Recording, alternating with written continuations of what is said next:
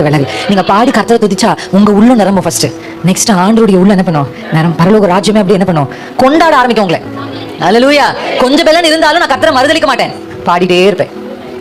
தாவீது கிட்ட தான் அந்த ரகசியத்தை கேட்கணும். வனாந்தரத்துல பாடுறாரு, குகையில பாடுறாரு, சாப்பாடு இல்லாத போது பாடுறாரு, துரத்தப்படுகையில் பாடுறாரு. அது ரொம்ப அழகா இருக்குல்ல. பெலிஸ்தியர்களால் அவர் துரத்தப்படுகையில் அவர் பாடி எப்படி இருக்கும் யோசிச்சு பாருங்க. உயிருக்கு பயந்து ஓடிட்டு இருக்கும் போது மனுஷா வேகமா ஓடிவா அப்படின்னா தாவீது ஓடிட்டே ஆண்டவரே கர்த்தர் நல்லவர் அவருக்கு எப்படி இருக்கும் யோசிச்சு பாத்தீங்களா?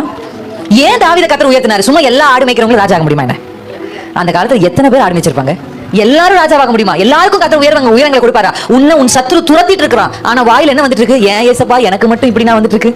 எக்காலத்திலும் நான் அவரை ஸ்தோத்திரிப்பேன் பாடுறாரு. எப்படி பாடுறாரு?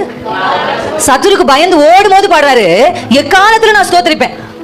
எப்போதும் அவர் துதி என் வாயில் இருக்கும். இது எப்ப பாடினாரு? அரண்மனையில சிங்காசனத்துல உட்காந்து இந்த பக்கம் அபிகாயில், இந்த பக்கம் இந்த அம்மா உட்கார்ந்து இருக்கும்போது பாடினாரா? எல்லாம் இருக்கும்போது அல்ல, அவனால் துரத்தி விடப்படுகையில். ஒரு சத்துரு தன்னை துரத்தும் பொழுது, ஒருவன் தன்னை அவமான